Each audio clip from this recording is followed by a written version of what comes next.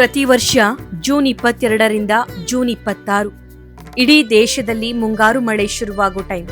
ಆದ್ರೆ ಈ 5 ದಿನ ಅಸ್ಸಾಂನ ನೀಲಾಚಲ ಬೆಟ್ಟಗಳ ಮೇಲೆ ಏನೋ ಒಂಥರ ನಿಗೂಢ ವಾತಾವರಣ ಸೃಷ್ಟಿಯಾಗುತ್ತೆ. ಅಲ್ಲಿರೋ ಕಾಮಾಖ್ಯ ಮಂದಿರದ ಬಾಗಿಲುಗಳು ಕ್ಲೋಸ್ ಆಗಿರುತ್ತೆ. ಆದ್ರೆ ದೇವಸ್ಥಾನದ ಸುತ್ತಮುತ್ತ ಹಿಂದೆಂದೂ ನೋಡಿರದ ಸಾವಿರಾರು ಜನ ವಿಚಿತ್ರ ರೂಪದಲ್ಲಿರೋ ಸಾಧುಗಳು, ಅಘೋರಿಗಳು ಮತ್ತು ತಾಂತ್ರಿಕರು ಬಂದು ಲ್ಯಾಂಡ್ ಆಗಿರ್ತಾರೆ.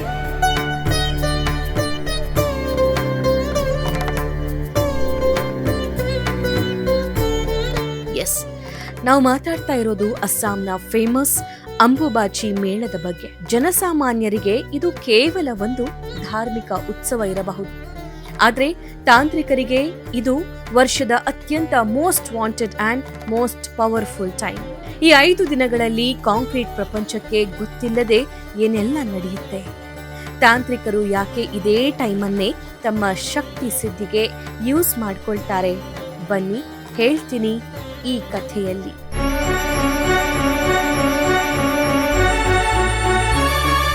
ಕಥೆ ಶುರುವಾಗೋದು ಕಾಮಾಖ್ಯ ದೇವಿಯ ಶಕ್ತಿಯಿಂದ. ಹಿಂದೂ ಪುರಾಣಗಳ ಪ್ರಕಾರ ಇದು ಸತಿ ದೇವಿಯ ಯೋನಿ ಭಾಗ ಬಿದ್ದ ಜಾಗ.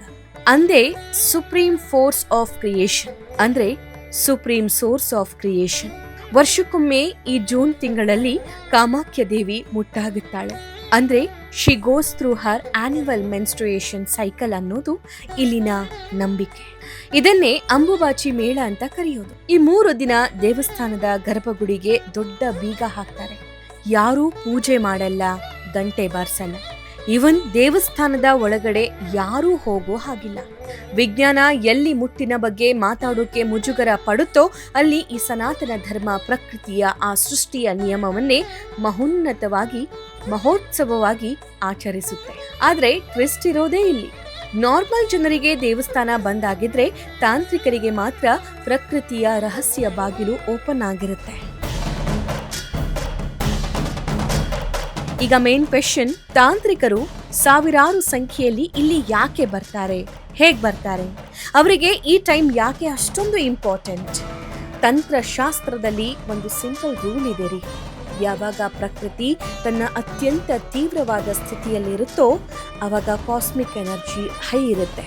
ತಾಂತ್ರಿಕರ ಪ್ರಕಾರ ಮುಟ್ಟಿನ ಸಮಯದಲ್ಲಿ ಸ್ತ್ರೀ ಶಕ್ತಿ ಅಥವಾ ದೇವಿಯ ಎನರ್ಜಿ ಪೀಕ್ನಲ್ಲಿರುತ್ತೆ. ಇಡೀ ಭೂಮಿ ಈ ಸಮಯದಲ್ಲಿ ಅತ್ಯಂತ ಫಲವತ್ತಾಗಿ ಮತ್ತು ಆಧ್ಯಾತ್ಮಿಕವಾಗಿ ಆಕ್ಟಿವ್ ಆಗಿರುತ್ತೆ. ಸಾಮಾನ್ಯರು ಎನರ್ಜಿಯನ್ನ ಪೂಜಿಸಿದ್ರೆ ತಾಂತ್ರಿಕರು ಆ ಎನರ್ಜಿಯನ್ನ ತಾವೇ ಅಬ್ಸರ್ವ್ ಮಾಡಿಕೊಳ್ಳೋಕೆ ಟ್ರೈ ಮಾಡ್ತಾರೆ.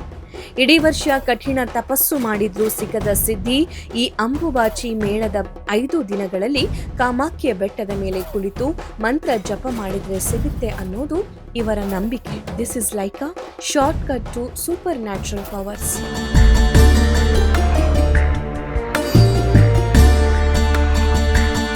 ಹಗಲಿನಲ್ಲಿ ನೀವು ನೋಡೋ ಕಾಮಾಖ್ಯನೇ ಬೇರೆ, ಆದ್ರೆ ಮಧ್ಯರಾತ್ರಿಯ ನಂತರ ನೋಡೋ ಕಾಮಾಖ್ಯನೇ ಬೇರೆ. ನೈಟ್ ಆಗ್ತಾ ಆಗ್ತಾ ಇಡೀ ಬೆಟ್ಟದ ಮೇಲೆ ತಾಂತ್ರಿಕರ ಸಾಮ್ರಾಜ್ಯ ಶುರುವಾಗುತ್ತೆ. ಬ್ರಹ್ಮಪುತ್ರ ನದಿಯ ದಂಡೆಗಳ ಮೇಲೆ ಸ್ಮಶಾನಗಳಲ್ಲಿ ರಹಸ್ಯವಾದ ಹೋಮ ಹವನಗಳು ನಡೆಯುತ್ತೆ. ಅವರೆಲ್ಲ ಅಲ್ಲಿ ಏನು ಮಾಡ್ತಾರೆ? ಅವರು ಮಾಡೋದು ಶಕ್ತಿ ಸಾಧನೆ. ಇಲ್ಲಿ ಯಾರಿಗೂ ಯಾರು ಅಂತ ಗೊತ್ತಾಗಲ್ಲ. ಕೆಲವರು ತಮಗಿರೋ ರೋಗಗಳನ್ನ ವಾಸಿ ಮಾಡಿಕೊಳ್ಳೋಕೆ ಹೀಲಿಂಗ್ ಪವರ್ಸ್ ಕೇಳ್ತಾರೆ. ಇನ್ನು ಕೆಲವರು ನೆಕ್ಸ್ಟ್ ಲೆವೆಲ್ ಬ್ಲ್ಯಾಕ್ ಮ್ಯಾಜಿಕ್ ಕಲಿಯೋಕೆ ಇಲ್ಲಿಗೆ ಬರ್ತಾರೆ. ಇನ್ನು ಕೆಲವರು ಮಾರಣ, ಮೋಹನ, ವಶೀಕರಣದಂತಹ ಕಠಿಣ ತಾಂತ್ರಿಕ ವಿದ್ಯೆಗಳ ಸಿದ್ಧಿ ಮಾಡ್ಕೊಳ್ತಾರೆ. ಇಲ್ಲಿ ನಡೆಯೋ ಆಚರಣೆಗಳನ್ನ ನೋಡೋಕೆ ಧೈರ್ಯ ಮಾತ್ರ ಸಾಲಲ್ಲ. ವೀಕ್ ಹಾರ್ಟ್ ಇರೋರು ಅಲ್ಲಿ ನಿಲ್ಲೋಕ್ಕೂ ಆಗಲ್ಲ. ಅಷ್ಟಕ್ಕೂ ಇವರು ಪೂಜೆ ಮಾಡೋದು ಯಾವುದೇ ವಿಗ್ರಹವನ್ನಲ್ಲ, ಪ್ರಕೃತಿಯ ಆ ಅದೃಶ್ಯ ಶಕ್ತಿಯನ್ನ, ಕಾಸ್ಮಿಕ್ ವೈಬ್ರೇಷನ್ಗಳನ್ನ ಅವರು ಮಂತ್ರಗಳ ಮೂಲಕ ತಮಗೆ ಬೇಕಾದ ಹಾಗೆ ಮ್ಯಾನಿಪುಲೇಟ್ ಮಾಡ್ತಾರೆ. ಜೂನ್ 26 ಕೊನೆಗೂ ಆ ಕ್ಲೈಮ್ಯಾಕ್ಸ್ ದಿನ ಬಂದೇ ಬಿಡ್ತು. 5 ದಿನಗಳ ನಂತರ ದೇವಸ್ಥಾನದ ಬಾಗಿಲನ್ನ ಓಪನ್ ಮಾಡಿದ್ರು. ಅಂದು ಭಕ್ತರಿಗೆ ಕೊಡುವ ಪ್ರಸಾದ ಸಾಮಾನ್ಯ ಸಿಹಿ ತಿಂಡಿಯಲ್ಲ, ಬದಲಿಗೆ ಅಂಗೋದಕ್ ಮತ್ತು ರಕ್ತ ವಸ್ತ್ರ. ದೇವಸ್ಥಾನ ಬಂದ್ ಮಾಡುವಾಗ ದೇವಿಯ ಪೀಠದ ಮೇಲೆ ಬಿಳಿ ಬಟ್ಟೆಯನ್ನ ಹಾಸಿರ್ತಾರೆ. ಬಾಗಿಲು ತೆರೆದಾಗ ಆ ಬಿಳಿ ಬಟ್ಟೆ ದೇವಿಯ ರಕ್ತದಿಂದ ಸಂಪೂರ್ಣ ಕೆಂಪಾಗಿರುತ್ತೆ ಅನ್ನೋದು ಒಂದು ಅತಿ ದೊಡ್ಡ ಪವಾಡ. ಈ ಕೆಂಪು ಬಟ್ಟೆಯ ಸಣ್ಣ ಪೀಸ್ಗಾಗಿ ದೇಶ ವಿದೇಶಗಳ ದೊಡ್ಡ ದೊಡ್ಡ ತಾಂತ್ರಿಕರು ಕ್ಯೂನಲ್ಲಿ ನಿಲ್ತಾರೆ. ಯಾಕಂದ್ರೆ ಈ ರಕ್ತ ವಸ್ತ್ರ ಕೈಯಲ್ಲಿದ್ರೆ ತಾಂತ್ರಿಕರಿಗೆ ಯಾವುದೇ ದುಷ್ಟ ಶಕ್ತಿಗಳು ಏನೂ ಮಾಡೋಕ್ಕೂ ಆಗಲ್ಲ. ಇದು ಅವರ ಅಲ್ಟಿಮೇಟ್ ಕವಚ.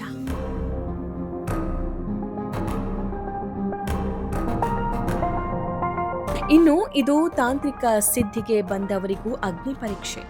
ಅಂದುಕೊಂಡಷ್ಟು ಈಸಿ ಅಲ್ಲ ಈ ಸಿದ್ಧಿ ಪಡೆದುಕೊಳ್ಳೋದು. ಈ ಅಂಬುಬಾಚಿ ಮೇಳದ ಟೈಮ್ ತಾಂತ್ರಿಕರಿಗೆ ಜಸ್ಟ್ ಒಂದು ಗೋಲ್ಡನ್ ಅಪರ್ಚುನಿಟಿ ಅಷ್ಟೇ ಅಲ್ಲ, ಅದು ಅವರ ಪಾಲಿನ ಬಿಗ್ಗೆಸ್ಟ್ ಚಾಲೆಂಜ್.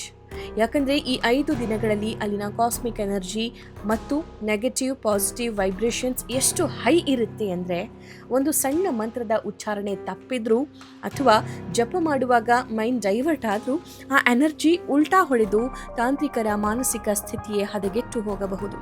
ಜೊತೆಗೆ ಸುರಿಯೋ ಮಳೆಯಲ್ಲಿ, ಮೈ ಕೊರಿಯೋ ಚಳಿಯಲ್ಲಿ, ಸ್ಮಶಾನದ ಕತ್ತಲಲ್ಲಿ, ನಿದ್ದೆ ಊಟ ಇಲ್ಲದೆ ಕಠಿಣ ಆಸನದಲ್ಲಿ ಕೂರಬೇಕು. ಇಷ್ಟೇ ಅಲ್ಲ, ಅಲ್ಲಿ ಕೇವಲ ಒಬ್ಬಿಬ್ಬರು ಇರಲ್ಲ, ಸಾವಿರಾರು ಜನ ಪವರ್ಫುಲ್ ತಾಂತ್ರಿಕರು ಇರ್ತಾರೆ. ಹಾಗಾಗಿ ಅಲ್ಲಿ ಅದೃಶ್ಯವಾಗಿ ಎನರ್ಜಿ ವಾರ್ ನಡೀತಾ ಇರುತ್ತೆ. ಒಬ್ಬರ ಶಕ್ತಿಯನ್ನ ಇನ್ನೊಬ್ಬರು ಹೈಜಾಕ್ ಮಾಡೋಕೆ, ಮಂತ್ರಗಳನ್ನ ಕಟ್ ಮಾಡೋಕೆ ಕಾಯ್ತಿರ್ತಾರೆ. ಇಲ್ಲಿ ಗೆದ್ದರೆ ಅಲ್ಟಿಮೇಟ್ ಕಿಂಗ್, ಸೋತರೆ ಇಡೀ ಲೈಫ್ ಬ್ಲಾಂಕ್. ಇದು ಜಸ್ಟ್ ಪೂಜೆಯಲ್ಲ, ಡೂ ಆರ್ ಡೈ ಬ್ಯಾಟಲ್. ಹೀಗೆ ಅಂಬುಬಾಚಿ ಮೇಳ ಅನ್ನೋದು ಬರೀ ಮೇಳ ಅಲ್ಲ, ಇದು ಮಿಸ್ಟರಿ, ಪವರ್ ಮತ್ತು ಕತ್ತಲೆಯ ಜಗತ್ತಿನ ಕನೆಕ್ಷನ್. ವಿಜ್ಞಾನ ಇದನ್ನ ಕೇವಲ ಮೂಢನಂಬಿಕೆ ಅಥವಾ ನ್ಯಾಚುರಲ್ ಫೆನಾಮಿನಾ ಅನ್ನಬಹುದು. ಆದರೆ ಆ ಬೆಟ್ಟದ ಮೇಲೆ ಹೋಗಿ ನಿಂತಾಗ ಸಿಗುವ ಆ ವಿಚಿತ್ರ ವೈಬ್ರೇಷನ್ಸ್ ಇದೆಯಲ್ಲ, ಅದನ್ನ ಯಾವ ಸೈನ್ಸ್ ಲ್ಯಾಬ್ನಲ್ಲೂ ಪ್ರೂವ್ ಮಾಡೋಕ್ಕಾಗಲ್ಲ. ಪ್ರಕೃತಿಯಲ್ಲಿ ಕೆಲವು ರಹಸ್ಯಗಳು ರಹಸ್ಯವಾಗಿದ್ದರೇನೇ ಚಂದ. ಎಲ್ಲದಕ್ಕೂ ಉತ್ತರ ಹುಡುಕ್ತಾ ಹೊರಟ್ರೆ ಬದುಕು ತನ್ನ ರೋಮಾಂಚನವನ್ನೇ ಕಳೆದುಕೊಳ್ಳುತ್ತೆ. ನಿಮಗೇನಾದ್ರೂ ಇಂತಹ ನಿಗೂಢ ಜಗತ್ತಿನ ಬಗ್ಗೆ ಕ್ಯೂರಿಯಾಸಿಟಿ ಇದ್ರೆ ಕಾಮೆಂಟ್ ಬಾಕ್ಸ್ನಲ್ಲಿ ತಿಳಿಸಿ.